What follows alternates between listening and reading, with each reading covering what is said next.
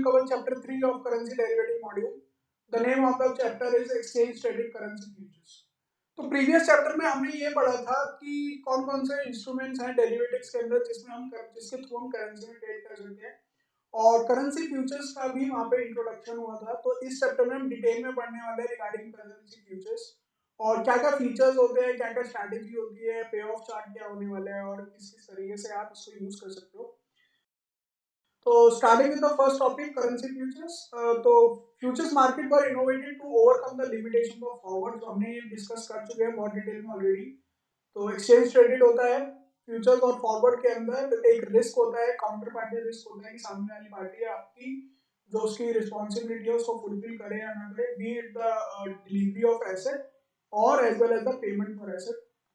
तो यहाँ पे futures contract is an agreement made through an organised exchange, हम पढ़ चुके हैं, टू बाय और sell a fixed amount of commodity और financial assets on a future date at a agreed price. एक फीचर क्या होता है, फ्यूचर डेट इसकी फिक्स होती है और इसका एग्रीड प्राइस मतलब प्राइस भी आज ही फिक्स होता है at the time of contract.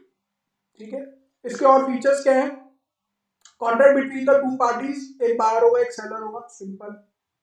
तो buyer of future is always bullish and seller of future is always bearish, यानी जो सेलर है वो मंदी की तरफ जाता है और जो बायर है वो तेजी की तरफ जाता है। तो सेंट्रलाइज्ड ट्रेडिंग प्लेटफॉर्म है, एक्सचेंज है, तो एक्सचेंज बीच में होता है, मिडिल पार्टी कौन सी एक्सचेंज है, and price discovery through the free interaction of buyer and seller. तो मार्केट फोर्सेस डिमांड और सप्लाई इसका प्राइस डिस्कवरी करते हैं।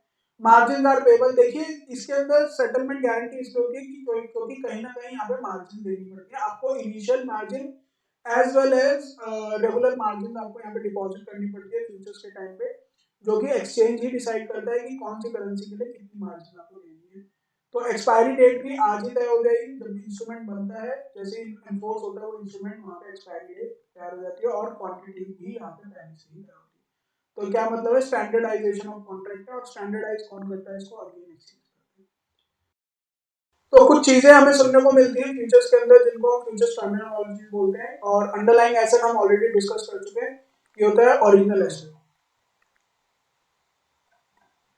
ओरिजिनल एसेट कौन सा हो गया, जैसे यूएस डॉलर हो गया जिसके आपको फिजिकली अवेलेबिलिटी है, एक ऐसा एसेट जिसकी फिजिकली अवेलेबिलिटी है, तो कौन सा हो गया, जैसे डॉलर हो गया, यूरो हो गया, पाउंड हो गया, जापानीज येन हो गया, तो ये सारे अंडरलाइंग एसेट।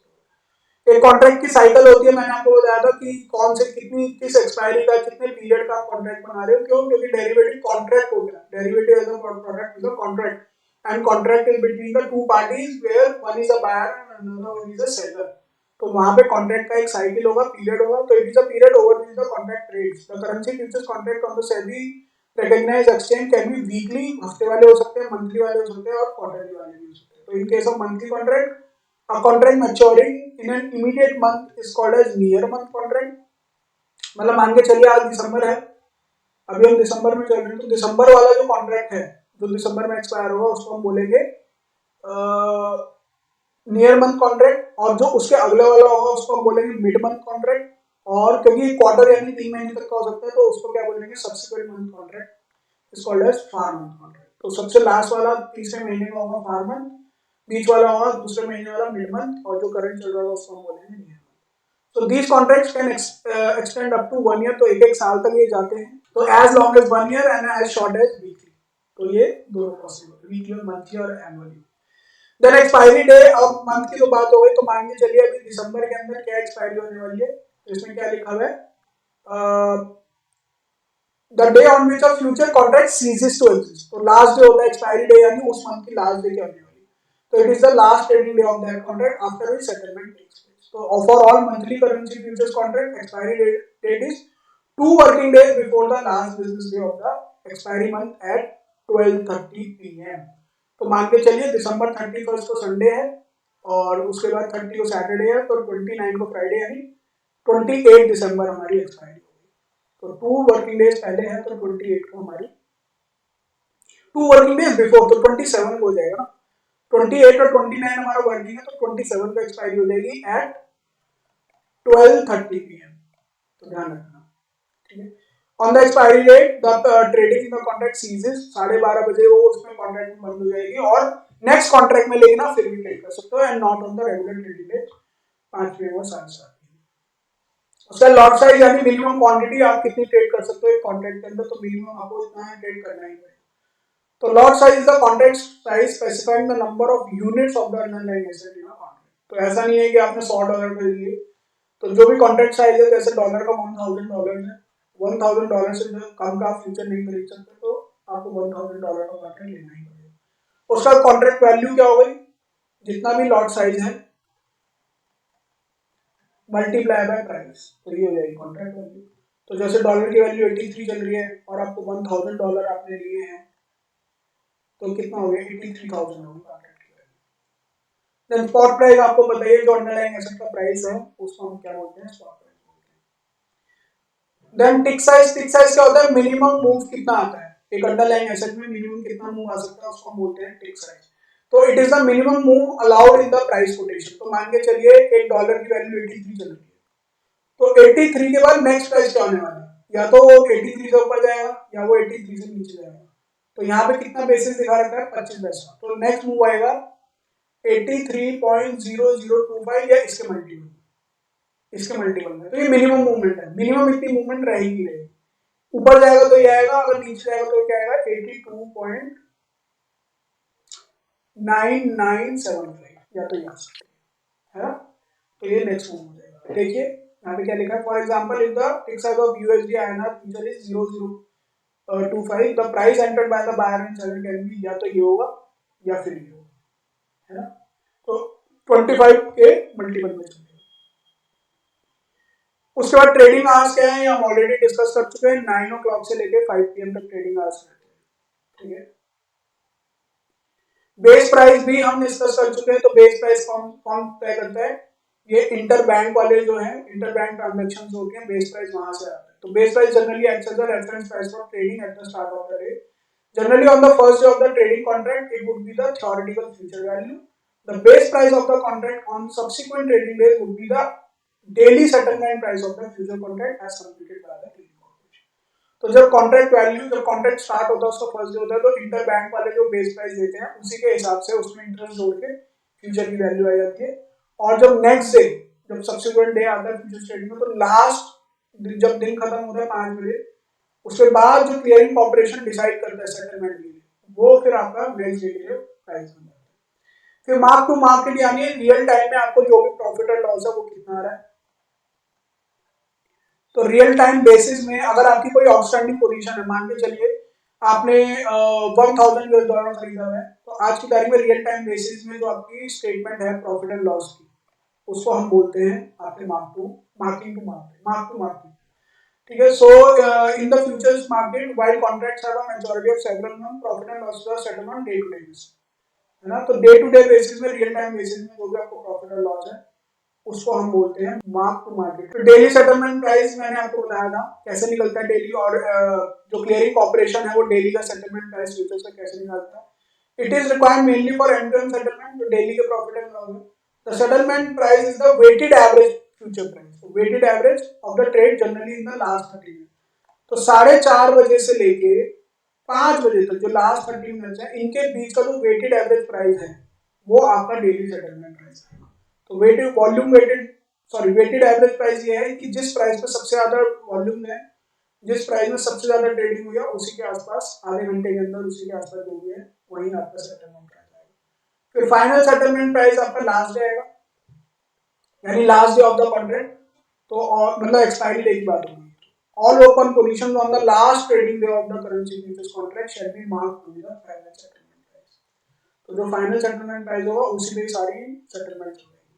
फिर सेटलमेंट टाइप, अभी इंडिया के अंदर सिर्फ कैश सेटलमेंट होती है, फ्यूचर्स के अंदर हमेशा कैश सेटलमेंट होती है, आपको डिलीवरी नहीं दी जाती। क्यों? क्योंकि हमारी गवर्नमेंट को यूएस डॉलर कंजर्व करना है और ये रिजर्व करेंसी है इंडिया की, तो इसलिए यहाँ पे सिर्फ कैश सेटलमेंट होती है। और लोगों को वैसे भी डॉलर का क्या करना है, जब उन्होंने कोई पोजीशन बनाई है तो बेनिफिट प्रॉफिट के लिए बनाई है, और उनको खर्चना भी जब रुपीज में ही है, तो फिर इसको कैश सेटलमेंट इसको रखा गया। Then comes the open interest and volumes traded. तो ओपन इंटरेस्ट का मतलब ये हो गया जितनी भी आउटस्टैंडिंग पोजीशन है, अभी मान के चलिए वो पोजीशन जो भी मार्केट में स्क्वायर ऑफ नहीं है, जाके मान के चलिए जैसे किसी ने बाय कर रखा है, मिस्टर ए ने बाय किया, है ना, ऐसी सेल किया मिस्टर बी ने, किसी ने बाय करा तो किसी ने डेफिनेटली सेलिंग किया हो, तो यहाँ पे ओपन इंटरेस्ट आ जाएगा 1 लॉट। तो कितनी क्वांटिटी ऐसी है या फिर कितने लॉट ऐसे हैं जो अभी स्क्वायर ऑफ नहीं हुए हैं और मार्केट में अभी आउटस्टैंडिंग है। स्क्वायर ऑफ का मतलब है मेकिंग द पोजीशन जीरो, यानी उन्होंने उनकी पोजीशन अभी भी आउटस्टैंडिंग है। प्रॉफिट और लॉस आ रहा है वो बात अलग है। तो आउटस्टैंडिंग पोजीशन को हम क्या बोलते हैं, ओपन इंटरेस्ट। और जितनी भी वॉल्यूम ट्रेड हुई है, वॉल्यूम माने क्वांटिटी ट्रेडेड, वॉल्यूम का क्या मतलब हो गया, क्वांटिटी ट्रेडेड मतलब कितने लॉट्स ट्रेड हुए हैं उसके हिसाब से। अब इसके अंदर बाइंग और सेलिंग का कोई चक्कर नहीं है, यहाँ पे बाइंग और सेलिंग मिला के एक वॉल्यूम बनाएंगे और यहाँ पे स्क्वायर ऑफ का कोई चक्कर नहीं है। लेकिन यहाँ पे जैसे स्क्वायर ऑफ होगा तो वहां पे ओपन इंटरेस्ट रेट कम ले जाएगा। तो मान के चलिए इन्होंने दोबारा ही काउंटर ट्रेड ले लिया, मतलब मिस्टर बी ने आगे जाके बाय कर लिया और मिस्टर ए ने आगे जाके सेल कर लिया। तो ओपन इंटरेस्ट कितना हो जाएगा, पहले +1 हुआ था अब -1 हो जाएगा, तो ओपन इंटरेस्ट 0 हो जाएगा। लेकिन वॉल्यूम कितनी हो जाएगी, +1 और 2 हो जाएगी। तो volume is always rising, volume हमेशा बढ़ेगी, आप चाहे पोजीशन को स्क्वायर ऑफ करो मत करो।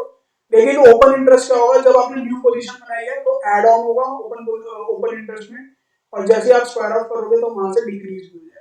ठीक है, तो an open interest is the total number of contract outstanding जो अभी स्क्वायर ऑफ नहीं है for an underlying asset. Then comes the price band. तो प्राइस बैंड एक मैक्सिमम रेंज है। मैक्सिमम रेंज एक होता है टिक साइज और एक होता है प्राइस बैंड।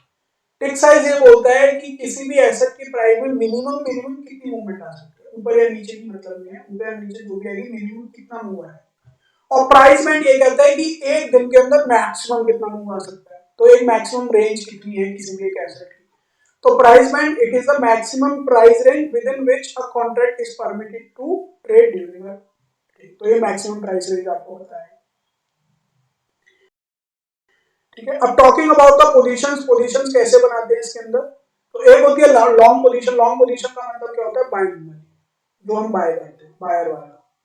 तो initiating a buying position in a contract is a long position. तो ये टेक्निकल टर्म हो गई, ये मार्केट के अंदर टेक्निकल टर्म हो गई कि लॉन्ग पोजीशन इनिशिएट किया मतलब आपने बाय किया।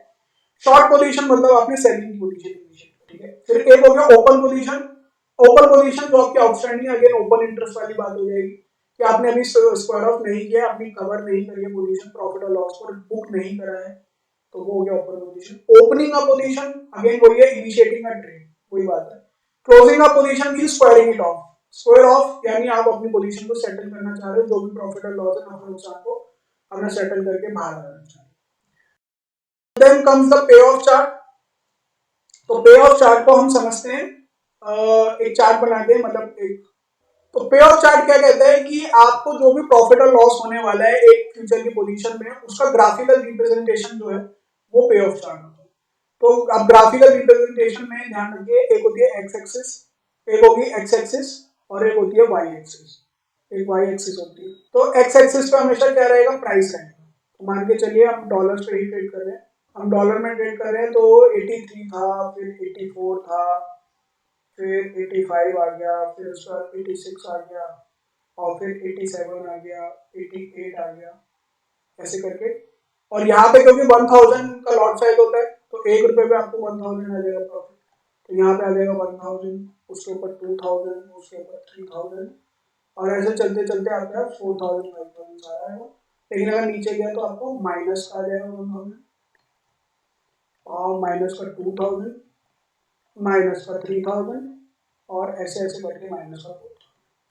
तो ये ग्राफिकल रिप्रेजेंटेशन हो गया कि प्राइस प्लॉटिंग मैंने कर दिया, और प्राइस अगर फॉलोइंग प्राइसेस अगर मार्केट में सेटल आउट होते हैं तो फिर आपको कितना प्रॉफिट और लॉस हो सकता है। तो मान के चलिए 83 पे आपने एक पोजीशन बनाई थी, ये जीरो पोजीशन हो गई। अब जैसे 84 जाएगा आपको 1000 का प्रॉफिट हो जाएगा, 82 जाएगा, सॉरी 85 जाएगा आपको 2000 का हो जाएगा, 86 जाएगा, सॉरी यहाँ पे आएगा 86 पे जाएगा 3000 का हो जाएगा, और 87 पे जाएगा तो आपको 4000 का हो जाएगा। ठीक है, ऐसे अगर 82 पे जाएगा मान के चलिए, तो यहाँ पे आपको 1000 का लॉस आएगा इस तरफ। ऐसे ही 81 पे अगर आ गया तो आपको -2000 का लॉस आ जाएगा यहाँ पे। तो इस तरीके से ये ग्राफिकल प्लॉटिंग होगी। तो ये आपको ऐसे ऐसे करके आप मैच कर सकते हो इसको। यहाँ पे 1000 का प्रॉफिट है, यहाँ पे 2000 का प्रॉफिट है, यहाँ पे 3000 का प्रॉफिट है, और यहाँ पे ऐसे 4000 प्रॉफिट है। ऐसे यहाँ पे आपको 1000 का लॉस है और यहाँ पे आपको 2000 का लॉस है। तो ये ग्राफिकल रिप्रेजेंटेशन को हम क्या बोलते हैं, पे ऑफ ग्राफ। और आजकल ये सारे ग्राफिकल रिप्रेजेंटेशन के लिए टूल्स आ रहे हैं मार्केट में, एक वेब बेस्ड टूल पोर्टल्स होते हैं, बहुत सारे पोर्टल्स होते हैं, ये आपको मैनुअली ड्रॉ करने की जरूरत नहीं होती और ये आपको जो पोर्टल है ये आपके लिए ड्रॉ करके दे देते हैं। बस आपको ये बताना होता है कि कौन सा इंस्ट्रूमेंट आपने बाय करा है, कौन सा इंस्ट्रूमेंट सेल करा है, उस हिसाब से वो आपको बना के दे देते हैं। तो काफी यूजफुल चीज है ये। तो coming back to the topic, so the payoff graph on a position is a likely profit or loss that would accrue to a market participant with a change in the price, है ना। तो price के change होने से कितना profit और loss होने वाला है, बस आपने उसको ग्राफ से समझा दिया। So price of the underlying asset on the X axis and profit and losses on the Y axis.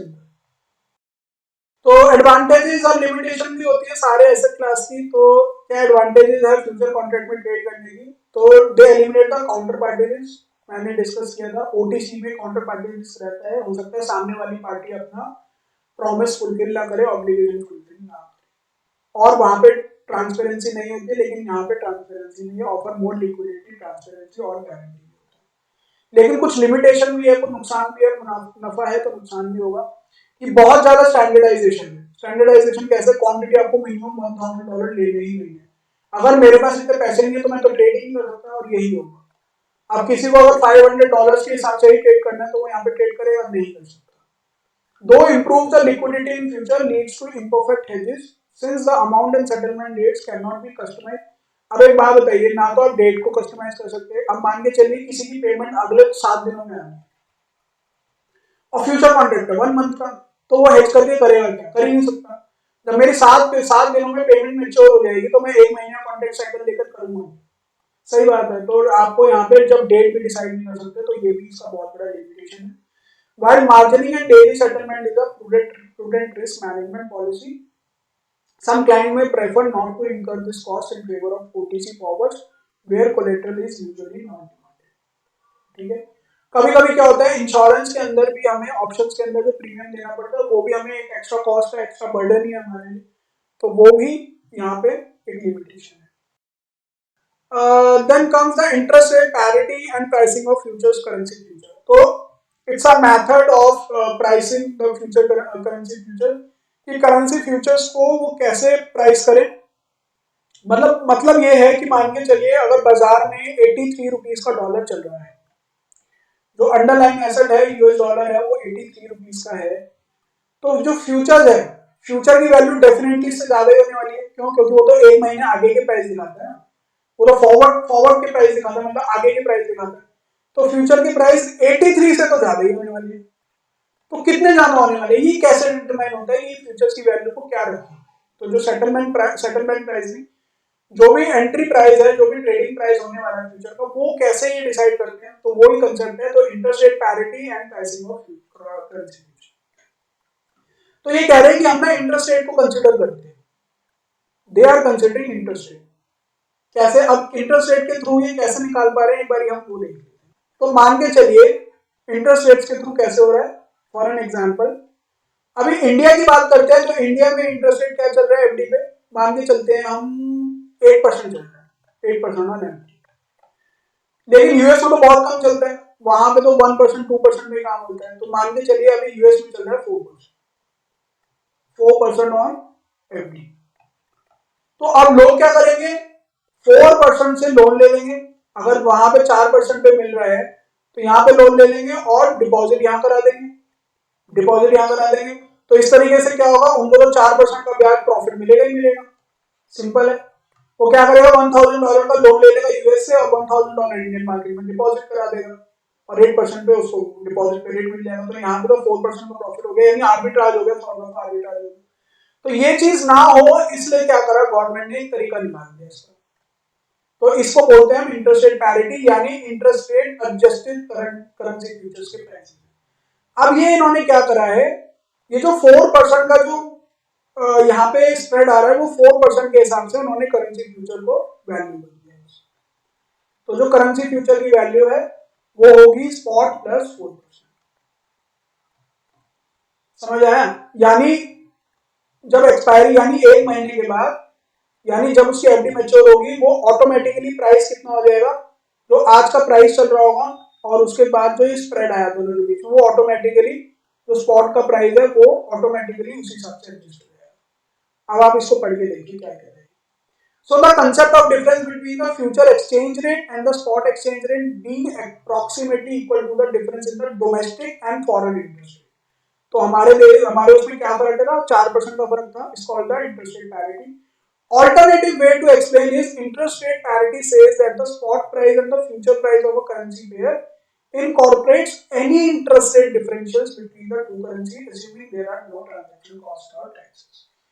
तो फ्यूचर का क्या दाम हो जाएगा, स्पॉट प्लस 4%. जो भी दोनों देशों के बीच के इंटरेस्ट रेट का डिफरेंस होगा उसको वो फ्यूचर में इनकॉर्पोरेट कर देंगे, ताकि अब देखिए होगा क्या, इससे क्या होगा, जब ये 1 साल बाद इंडियन मार्केट से पैसा निकालेगा तो इसको 4% का प्रॉफिट हो रखा होगा, लेकिन तब तक में जो इंडियन रुपीज है वो इंडियन रुपीज ऑलरेडी इतने से बढ़ चुका हो, 4% से बढ़ चुका हो.